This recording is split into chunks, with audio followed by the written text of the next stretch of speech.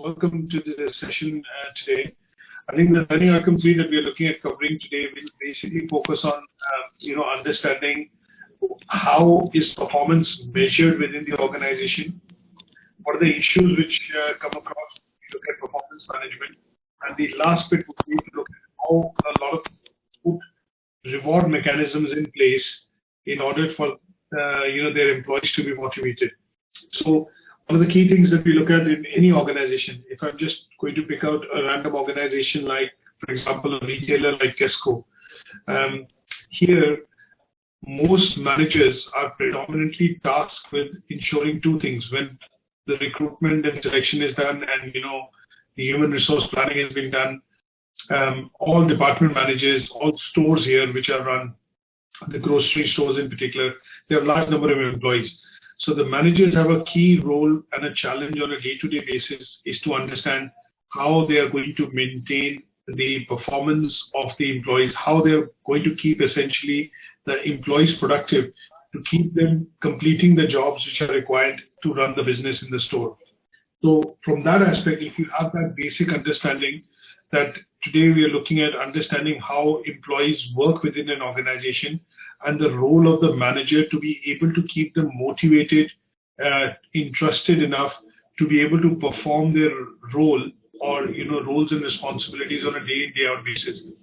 So there are lots of problems and lots of issues which managers or line managers, whatever we call them, they are entrusted with, and these issues that they face on a daily basis have to be solved to keep employees motivated and get the work done. So a simple example would be, if I have just to kind of share my screen for a second, and if I look at a simple example that if your manager is to give you, two important tasks. That one, make sure that you greet all the customers coming into the store, and the second is how do we ensure that once the customer is in, they are able to then buy relevant items and you get the business or you get them to spend money in the store. Now, because of these two things which have been given by the manager to kind of look at, doing on a daily basis to a certain set of employees, they need to make sure that all the relevant tools and techniques are available for the employees to be able to function. That means they should be able to have things when you sometimes go into the store and see there are balloons and there are chocolates and other things which are there. So sometimes when customers walk into the shop, what you will see is that the sales representative or the person at the store will actually go and hand over a balloon to the child. The idea is he wants to keep them engaged so that the parents have enough time to be able to do shopping. So when we look at measuring performance and when we look at how good the task was done, a lot of managers have to come up with techniques through which they can reward employees and keep those employees motivated enough to be able to kind of do that function in their job on a day in, day out basis. So what we want to be able to do now is just have a quick look at, say, one video which is an issue employers actually face when you're looking at as an employee. So give me one second, let me share the screen again. So what I want to do is, with that understanding and basic background, what we want to be able to do is look at a video when we look at an organization and what frustrates the managers and how they will then put some sort of a reward or a mechanism behind it to try and get the employee to say, come on time. Okay, let's start off with this particular small video which I want you to look at. Dealing with attendance issues can be frustrating. It seems as though we shouldn't have to deal with them. Really, how hard can it be to read a clock and show up on time? Of course, as mundane as these issues seem, they contain traps. They easily can be the start of bad employee relationships. Even if employees end up obeying the rules and please us, uninspired behavior, they're just being compliant. Go through the motions just enough not to lose their jobs. As severe as these traps are, though, attendance issues also offer great opportunities. So let's look at another one, and that was the basic, say, a problem. And let's look at how reward management can change some of this issue.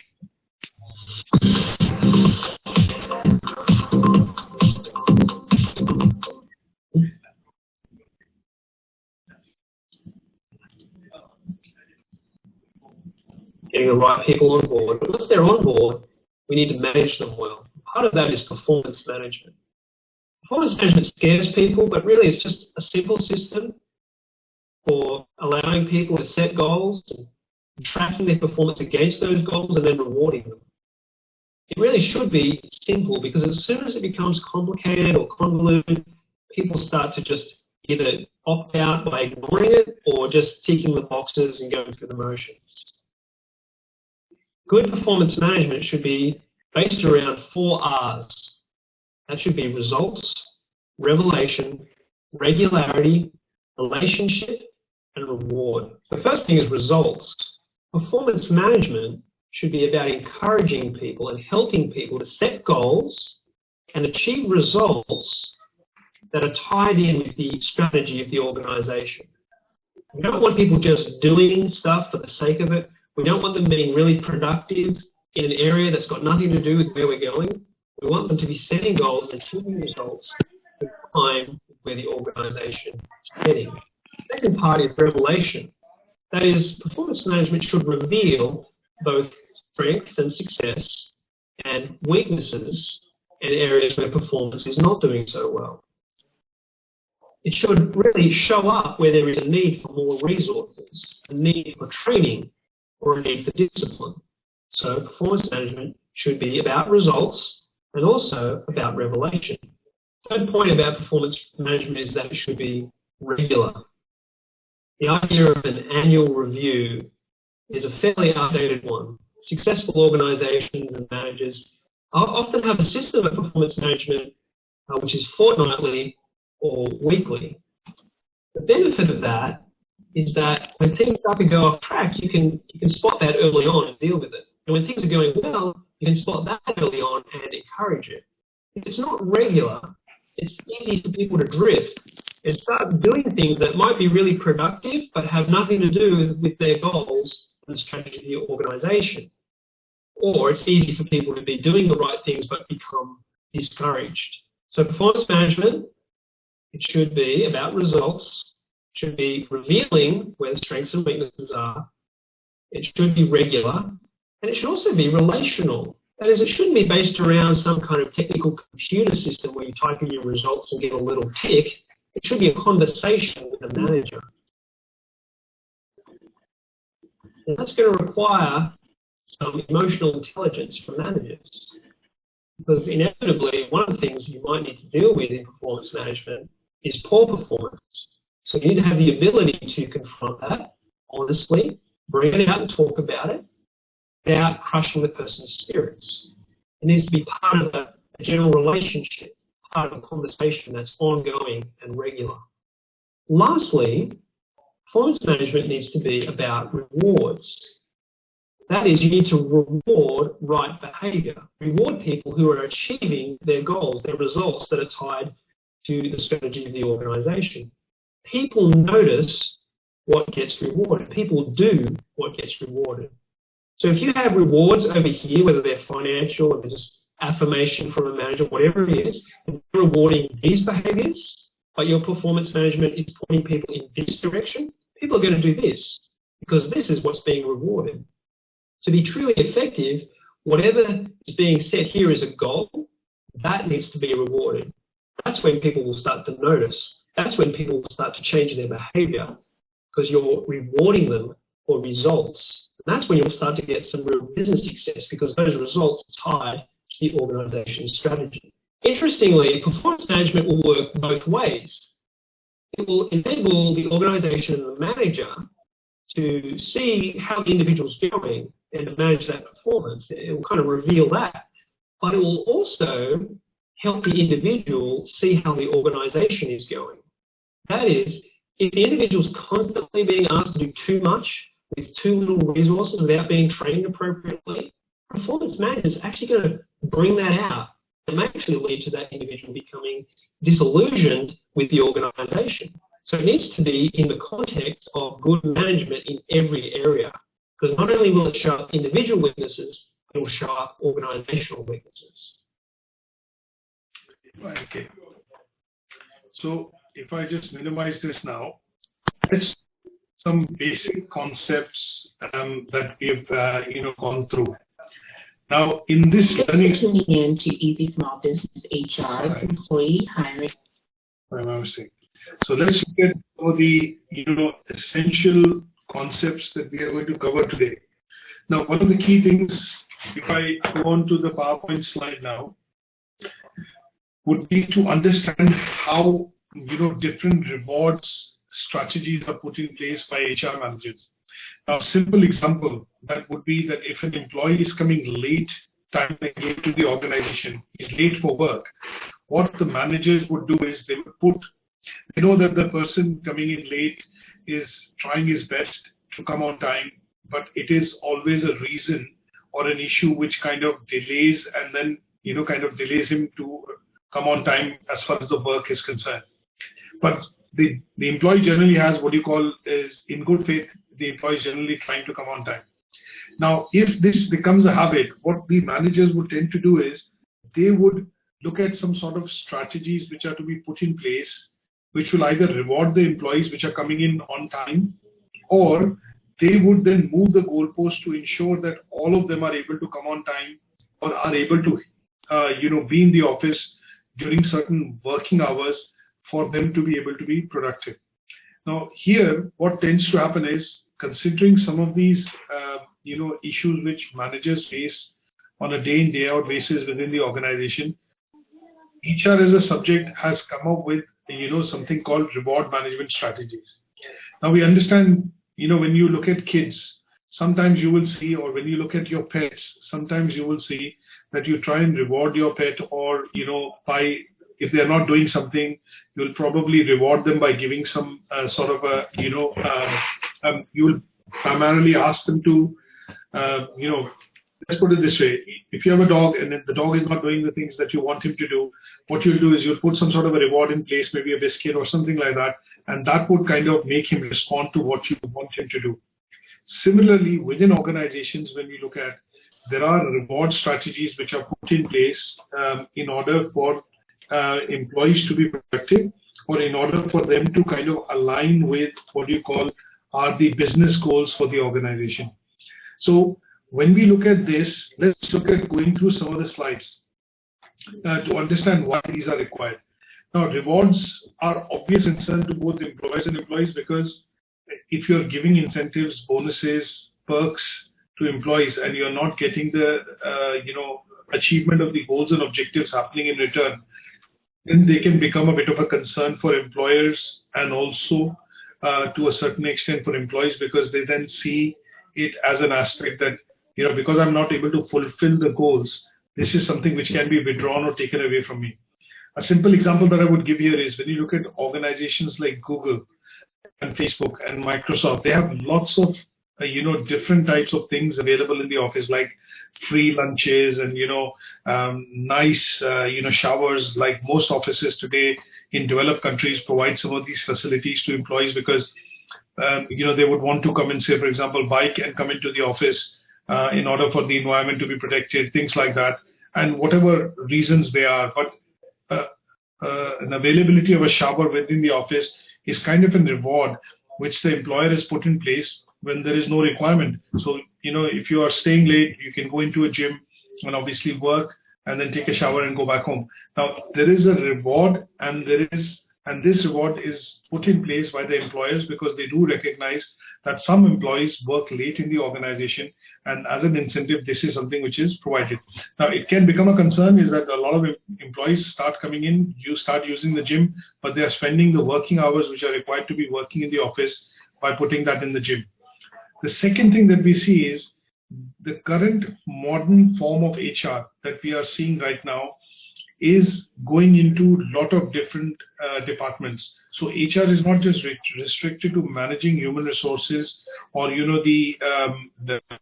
let's put it this way, the traditional 5 functions that we saw, things like staffing, recruitment, selection, training, development, and compliance with legislation. But it is going into a lot of other areas, which is to make the workforce more productive, to make the workforce more efficient. Because our jobs are not changing, what is happening is, in order to keep the same workforce more interested in the same role, the HR has to now provide what you call rewards or mechanisms have to be put in place to provide rewards to the employees so that they are interested and they continue to do their job roles. So what has happened over the years is there is something called performance-related pay has been put into place. And the other thing that we will look at studying would be something called performance management. Now, because there are lots of things which companies are putting in as perks, incentives, and let's put it this way, deliverables for the employees within the organization, there is something called performance management which has been started now. In the olden days, performance management, as it was shown in the video, was that normally appraisals were done once a year. You give the job description, the employee starts working, and you evaluate the performance of the employee at the end of the year. But now, performance management is a continuous process, and this process, when we say is continuous, by the word continuous, I mean that it happens at weekly level, monthly level, quarterly level, and also at the yearly level. This performance can also be peer managed. That means sometimes HR will look at evaluating your working in the organization and take feedback from your peers. That means somebody who is a colleague of yours in the organization. So, for example, when we look at a college, you'll have a principal who takes feedback from teachers and different types of teachers, but he takes feedback about one teacher from the other or one department from the other. So performance management is becoming a continuous process, and in some cases, this is now being related to what we call performance related to pay. If you deliver more, you earn more. If you overachieve the aims and objectives or goals and objectives set, you get more reward, or you get more benefit in terms of incentive. Now, what we do see is the pay systems. Over the years, what has happened is, if you look at maybe 3-4 decades back, there used to be a normal pay, or a pay which was given to the employee primarily for coming in and doing the office work. But now pay has expanded to include something called perks, incentives, bonus, additional deliverables which are given. And a simple example of that would be that if you work within a sales role, sometimes employers would give you annual train pass. That means if you have to travel quite a lot, they will give you a train pass, or in some cases, some employers will also authorize the use of a car. So what they will do is they'll give you a company car. Now, because that is a direct benefit which is going to the employee, you will use that car obviously for official purposes, but because you have it as a perk given to you by the employer, what will that mean is that during off duty, that same perk could also be used for personal and professional usage. So here, the pay systems over the years have changed because some of these things have come in the modern form of HR. When I look at post-2000, wherein management will normally seek to pay you a basic pay, but on top of the basic pay, you will have, say, for example, bonus or incentive. And then in order for you, depending on how senior you are in the organization, sometimes you will get additional perks which are commensurate to your role.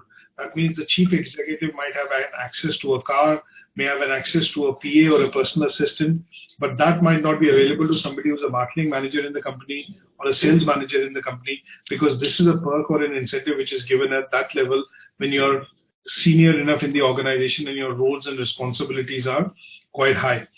So sometimes you will see that this has, this is an evolution that we see in the pay systems happening over the years.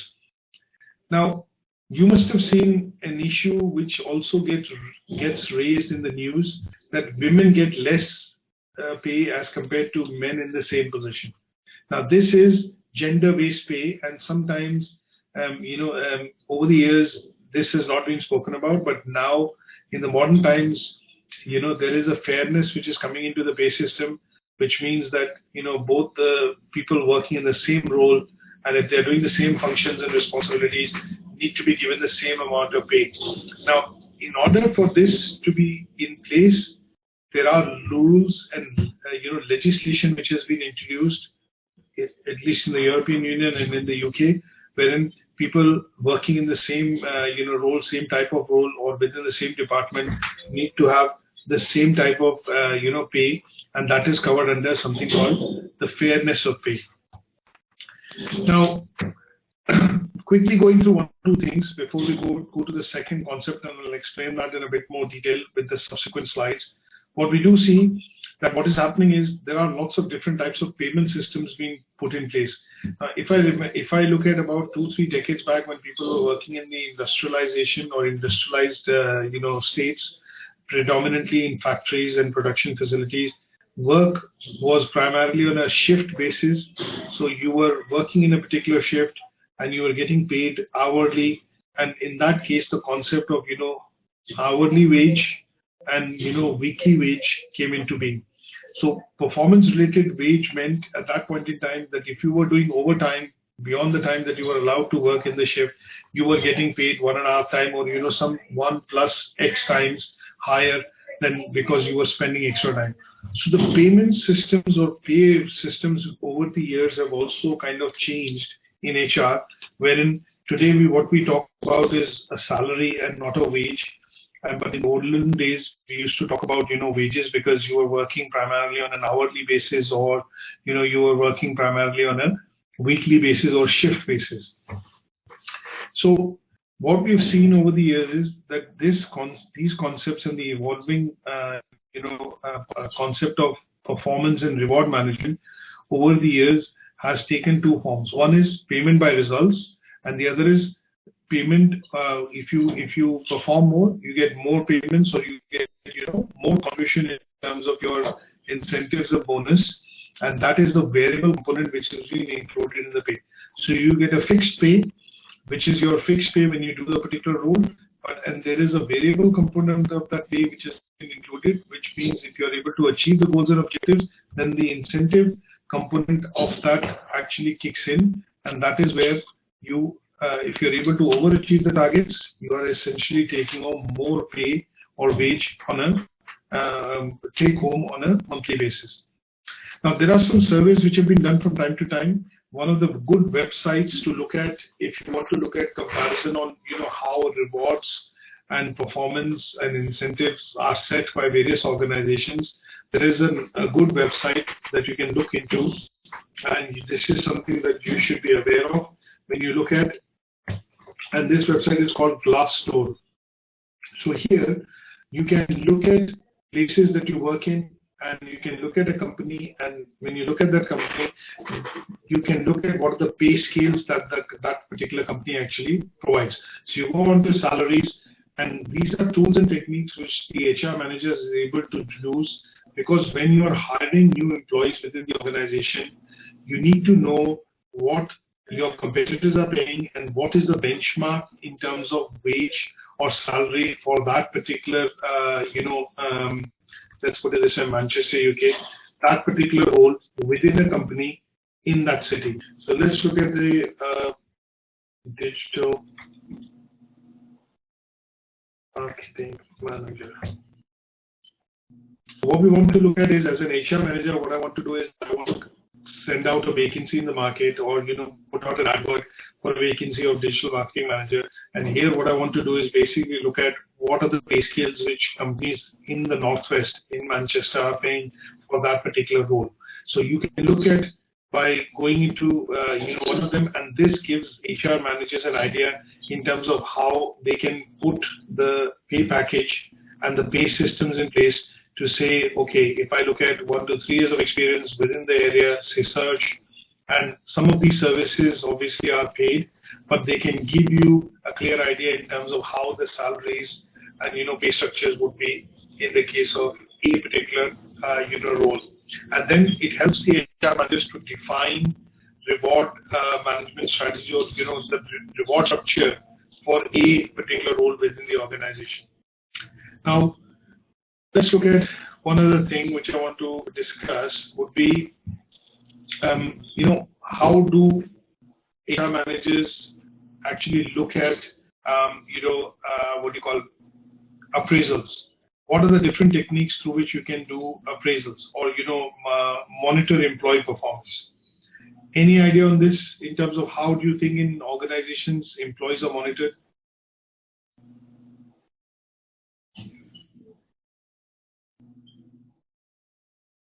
First of all, yeah, go ahead.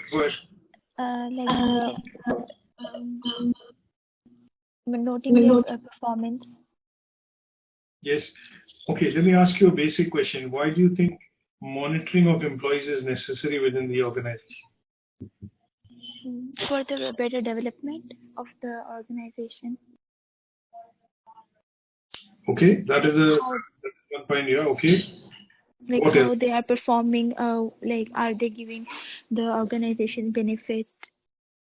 Like obviously if they are employees there, so they need to, or they are working for the betterment of the organization. Yes, that's correct. So here what we look at is when we look at, say, the process of employee monitoring, one of the key things that we look at when you look at monitoring employees, or you look at looking at what was given and what was achieved. The reason why you want to look at monitoring employees is that you want to kind of be able to manage the output of the employee, which the employee is providing on a daily or weekly basis. So the concept, something which is called performance management. That means one is you have given the employees a job description, and once you've given the employee a job description, you are looking at evaluating whether the employee is able to perform those duties, is able to perform those responsibilities, and is able to perform those responsibilities to a suitable say level, so that the goals and objectives at the end of the day are met. So when we look at monitoring of employees, there are clear 4 or 5 reasons why we look at monitoring of employees. And one is you could monitor employees primarily to look at their work and their output. Second could be you could look at monitoring the employees to understand if they need training and development, because sometimes monitoring can help uncover gap areas wherein you will recognize that, okay, this work which has been given might not be, the employee who's working on it might not have the full experience to work on it. So in this case, the employee needs training and development. Sometimes you monitor the employees because you want to be able to see if the work given is something which is sufficient enough or is too much work for one employee to handle. So sometimes you will break them up into teams, and this will also help you to basically look at, understanding if the work which they are doing is sufficient and robust enough for them to be able to accomplish. And the other thing that we look at is, overarching thing that we look at is, sometimes you have to look at monitoring of employees because you want to track their activities and understand what engagement or how detailed an engagement they are doing in the workplace to be able to achieve tasks. Correct? So if you don't know what your subordinates are doing, how will a manager review the progress? So monitoring has to be done to ensure that every employee in the business is actually able to be productive, has the ability to be able to deliver on tasks, and also it has the ability to be able to complete the activities given to meet the goals and objectives. So monitoring is necessary. Now, how monitoring is done? One of the keys that you look at monitoring would start from a job description. Now, in the learning outcome 2, what we looked at was the process of human resource planning.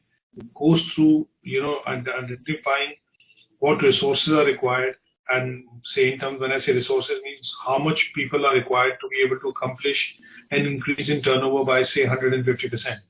Now that strategy, when it is put into place, they need to look at how many people have to be recruited in that role to be able to achieve that target. Now once that is done, the job description, recruitment selection process starts, and when you recruit somebody, you put somebody into that job.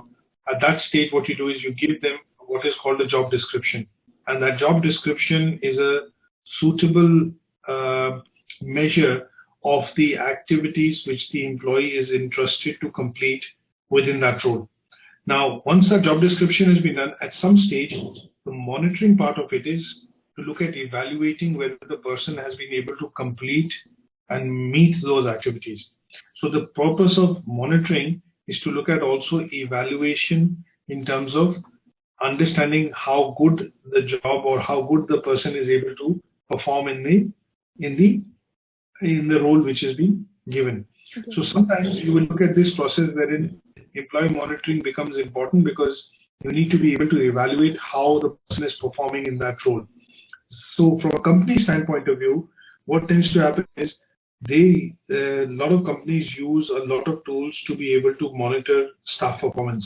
Sometimes you will see in organizations, a lot of organizations, in order to monitor and make the process of monitoring effective, put softwares in or IT tools in.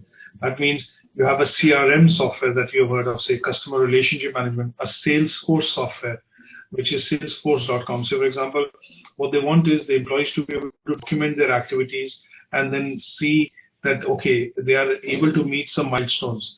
You will see in some organizations, they have something called the project management softwares, because when they work in a big project or a big task or a big activity, they divide those activities into smaller activities, and those activities are then aligned to individual employees.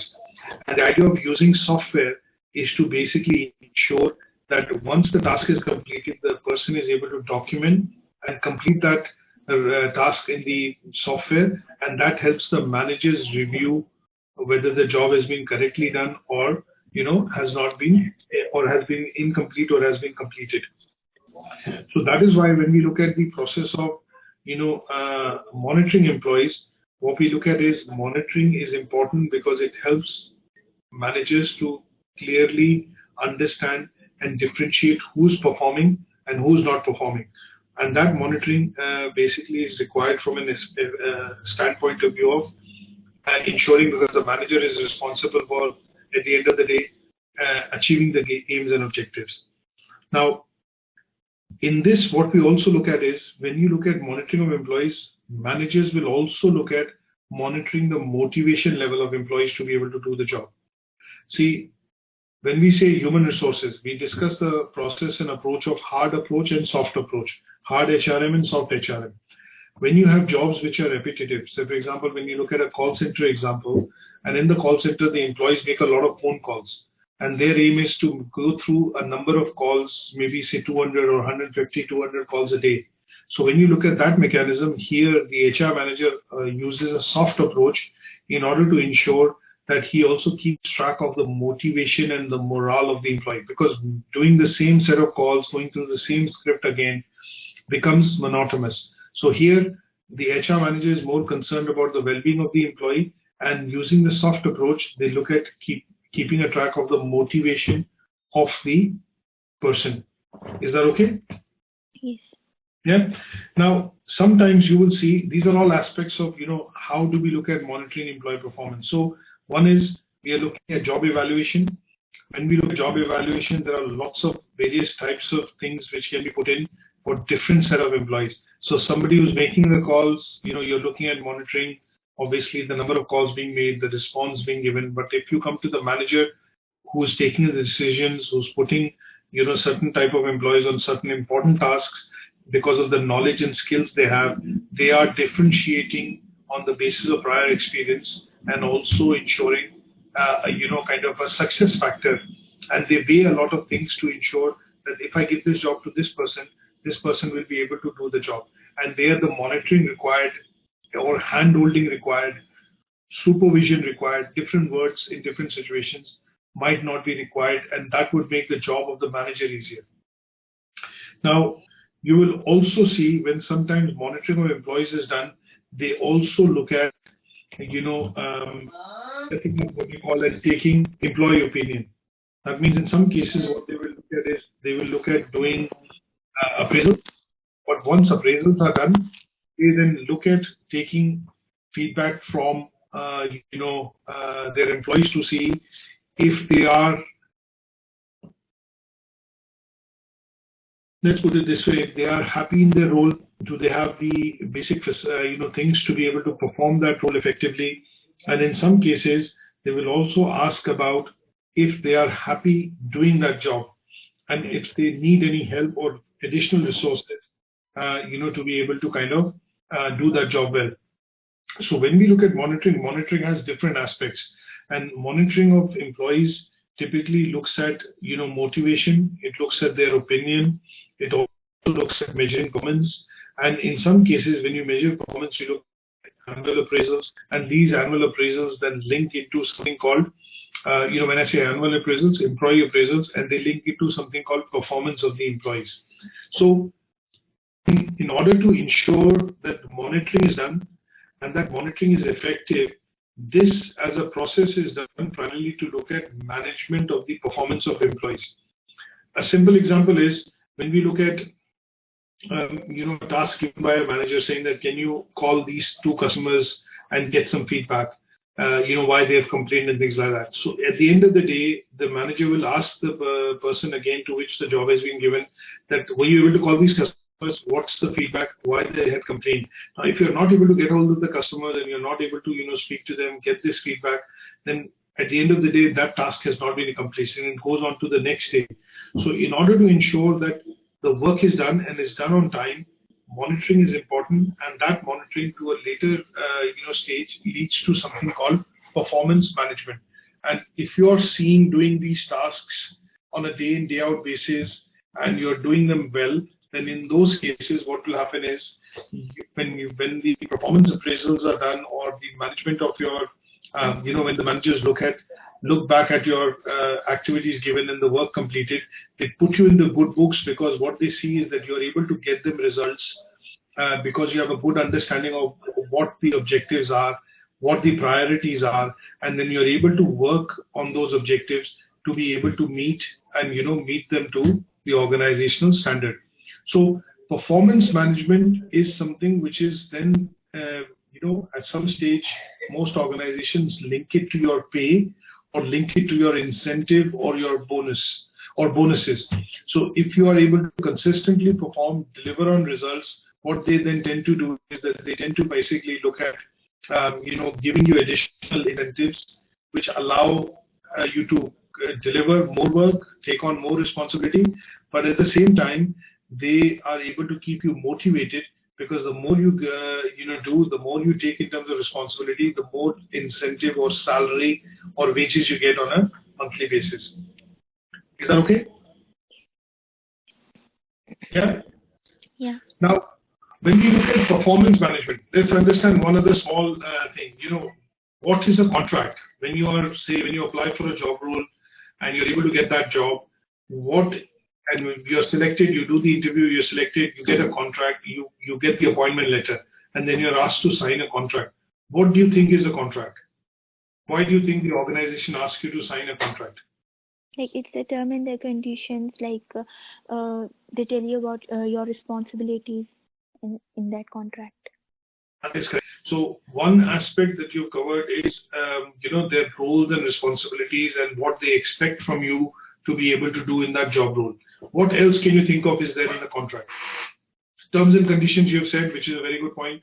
You've said roles and responsibilities, which is a good point. What else do you think is involved in the contract, and why do you think the contract is a must?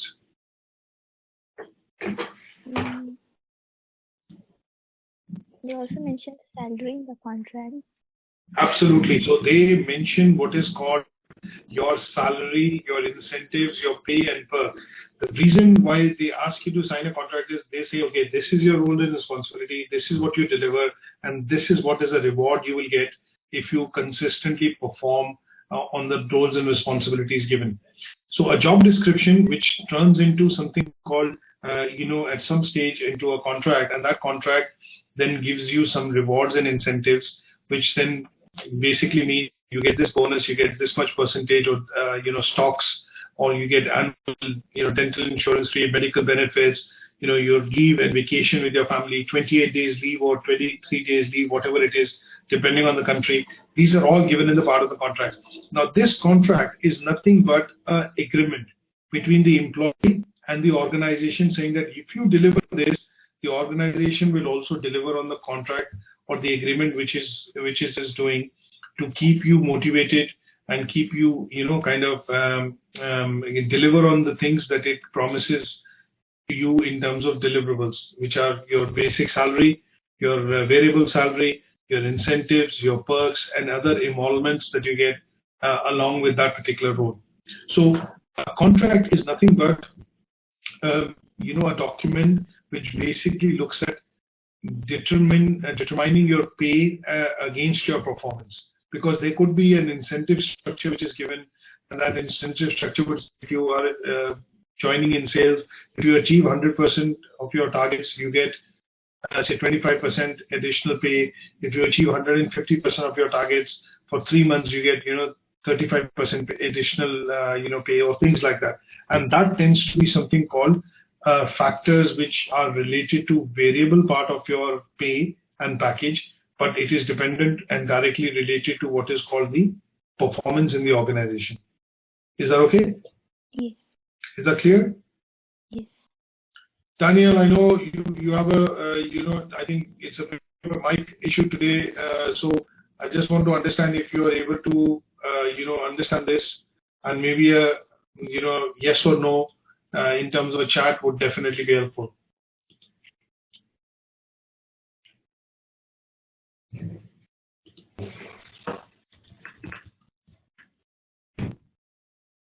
Okay, he understood partly. Any questions? Let me ask you. Any questions at your end, Manu? No, I understood. Okay, good. So let's look at one of the couple of things which I think OTHM has modeled into the learning outcome 3, which I want to look at. Now I'm going to send you a bit of a handout. Like I've given some examples here. For example, a lot of offices today have cafeteria, canteens, free lunches, gym, and other facilities. Now these are facilities provided within the organization because they want their employees to be motivated. They want their employees to be, loyal towards the organization. And these are soft perks or incentives which the organizations nowadays provide in order to keep the motivation and morale of these high when working in the organization. Sometimes you will see that some organizations also give a 5-year reward, a 10-year reward like a watch, or a 15-year reward, which is, a certificate in a watch, or something of that memorabilia to employees when they have worked in the organization. Have you heard about that? Yes. For schools, it's for 10 years. Yeah, so this is something which is, a part of, it is not really a part of reward management, but this is a part of, keeping the employee motivated and as a goodwill gesture saying that, okay, we are thank you for the services that you've provided, and, we care as an organization for the contributions you make towards the business. So this is where, sometimes you will see that some side of rewards which are seen within the organization are from a point of view of, more towards loyalty and motivation than primarily directly related to, your pay scale or your package. Okay. Now let's look at one or two small other things which I think have been mentioned, in terms of the, I'm going to primarily pick that up in terms of, work time legislation, and then something which is called the European Directive, which basically means that, all employees within the UK have to kind of look at, working 37.5 hours, and that is considered full-time. Anything less than 25 hours is actually considered part-time. So those are things which they have included, and I'm just quickly opening up one or two, websites to try and basically cover those points up.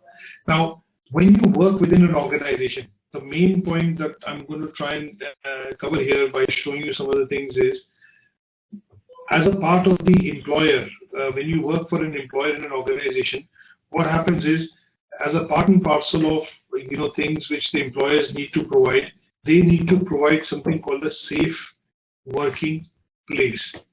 Okay. Now there are some laws. Say for example, equality. Equality. We look at discrimination. We look at work time directive, and we look at say for example.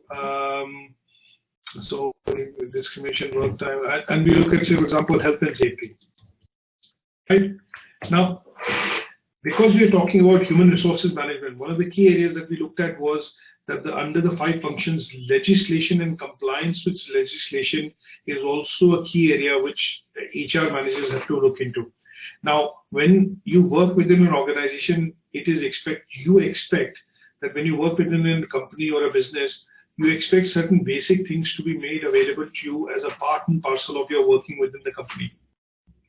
So one small thing could be that you work within a premises which is safe, clean, and fit for purpose. Right? Sometimes you will see that the factory, factory workers, not factory workers, when you look at large production sites or manufacturing facilities, you normally see there are a lot of inspections which happen within those factory sites. Is because under compliance, these factory sites have to have certain basic security parameters. Things like that should be a safe and a clean working environment. There should be adequate, exits in the event of an incident or a fire. Then, these are things which are mandated by the law or by legislation, that the workplace should be safe and secure. So one of the key legislation, which HR has to look into is health and safety. That means the place where workers work, they have to provide a place where the workers or staff feel safe and secure, right? And this is covered under the Health and Safety Act of 1974, as we call HASWA 1974 in the UK. And this act basically says that every workplace, it is the duty of the employer, that means the person which employs you, to provide a place wherein they are able to ensure there is safety and welfare at work. And this particular act is a legislation which has to be complied with all organizations in the UK. And this particular law is a legislation which HR has to follow. So we need to be aware of these legislation. The second one is equality and diversity. That means when you employ people within the organization, you cannot discriminate. When you employ people within the organization, you cannot discriminate against or using race, caste, religion, color, those kind of things. So this is a second legislation which all employers have to comply with, and this is covered under the Equality and Diversity Act of, I think, 1981, if I just look at it. So this has been revised over the years, and this is covered under the Equality and Diversity Act of 2010. So this is the second legislation that we need to look at. The third legislation that we look at is something called the Work Time Directive, and this was introduced, by the European Union, wherein what they said is that all workers working within the organization as permanent employees will need to be given 28 days or 5.6 weeks of paid holiday. And this is the Working Directives, Act that we need to look at. And this was introduced in 1998 and later revised to EU, with the context of European Union. It is called the European Time Directive. So this is the third thing that you need to be aware of. Is that okay? Yes.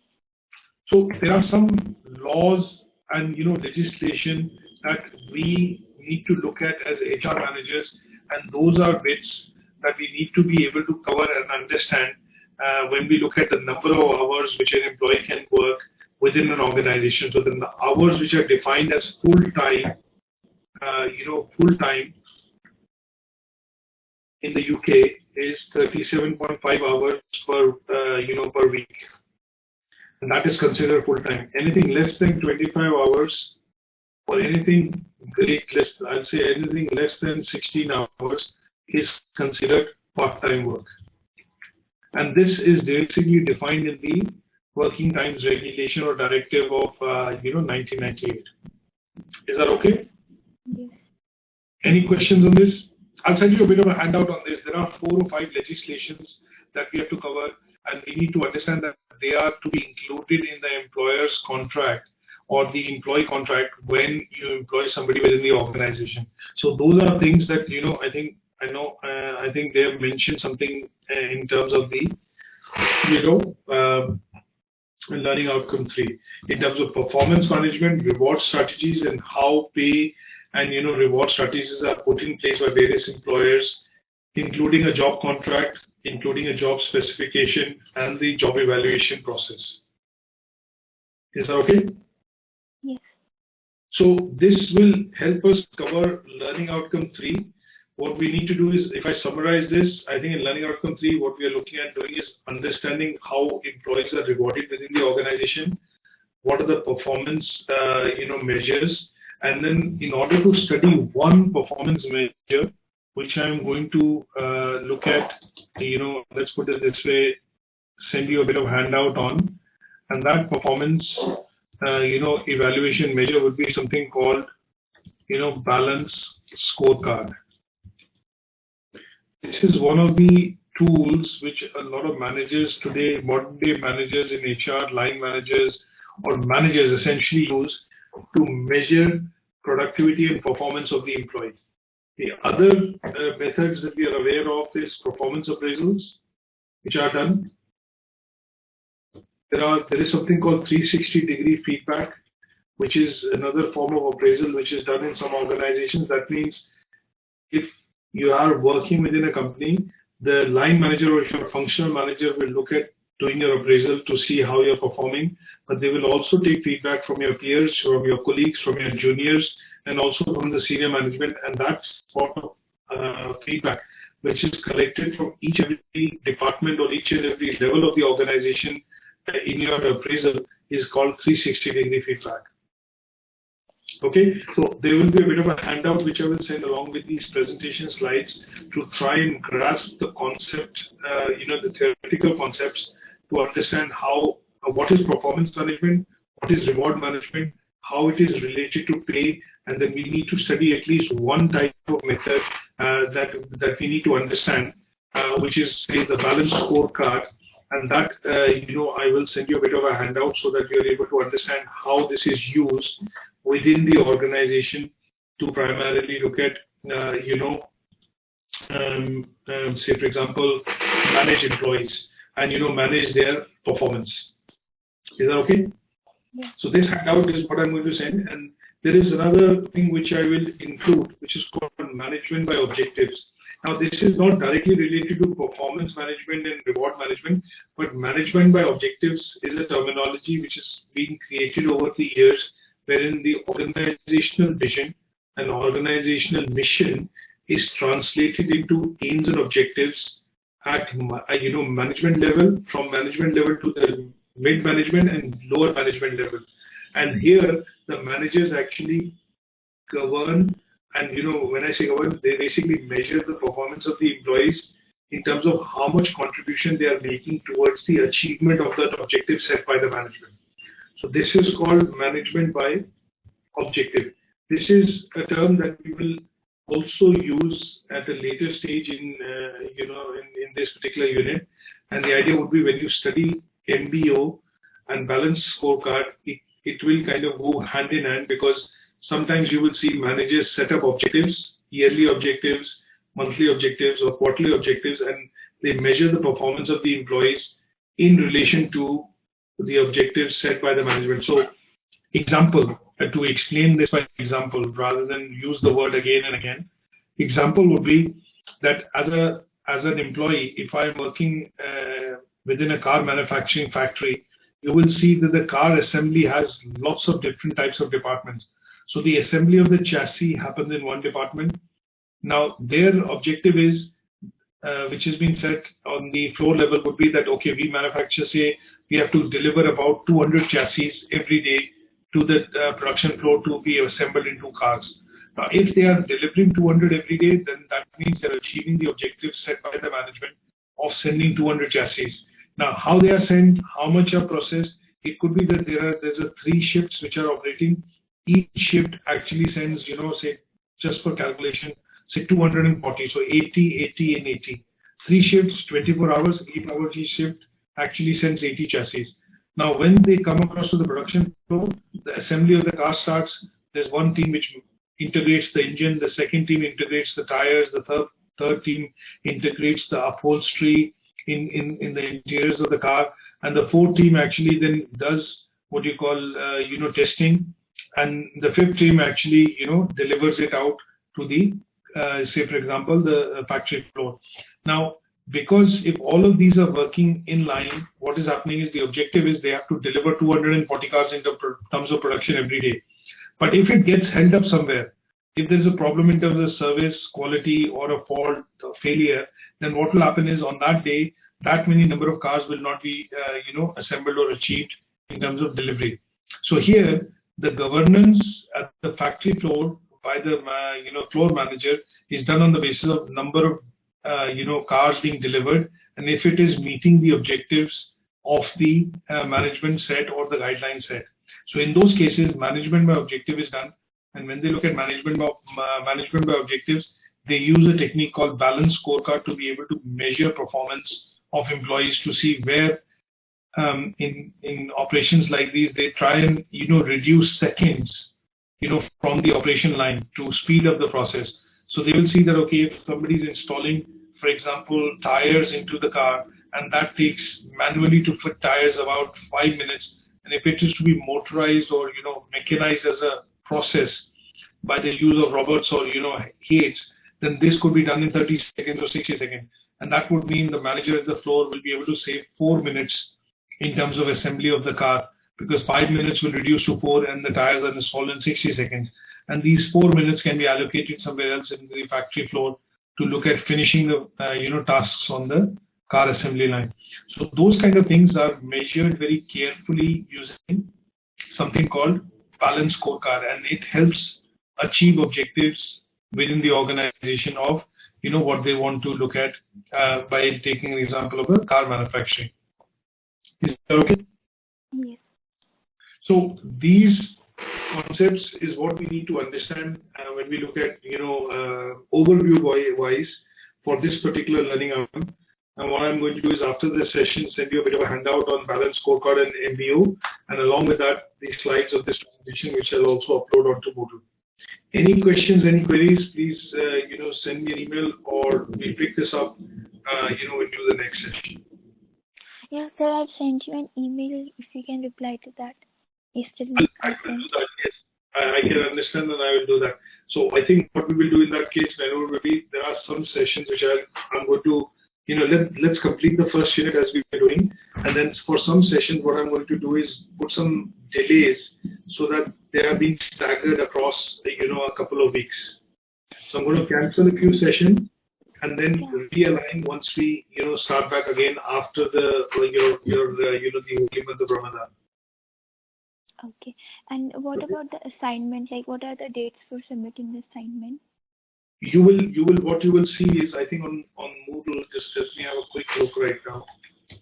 If you try and submit an assignment, there are something called the assignment submission deadlines. But if they are not there, then I will send them across to you on the email. Give me 1 second. See, as a benchmark, what we do is once we are delivering the unit and the unit is complete, we are looking at the assignment being completed within 2 weeks of the delivery of unit. Okay, so if you finish the HRM unit, say on 24th of May, you have time till 7th of June to submit the assignment or a working draft of the assignment. And then we will give you some feedback on that, and once we have given you the feedback, you can finalize it and then you can submit it to us. So generally, it is, as a benchmark, we recommend 2 weeks from the date of completion of the unit. Okay. And sir, one more thing I wanted to ask. In the assignment, where it's written, it said that there is also an appendix 8.1 where we can see the an example of the assignment, but I couldn't find. Like, I want to see an example of how this assignment is actually done. Okay, so what I can do is, for that, I can send you a sample you. I will send you a sample, and that sample you can look at from a point of view of following it through for all assignments. I'll send you a few tasks from an actual portfolio, and that will help you to see how the assignment is put together. Yeah, thank you. Okay, no worries. So, Daniel, I believe you've sorted your mic out. Can you hear me, Daniel? Yes. Okay, that's fine. I will send you a sample as well. That's Daniel. I will send them a sample. No worries. So, with this, what I'll do is I'll end the session here, and I'll catch up with you in the next one. And I expect to get the handout and and everything on the model in the next couple of minutes. Okay, thank you. Thanks for joining the session. Thank you and take care. Thank you. Bye. Bye.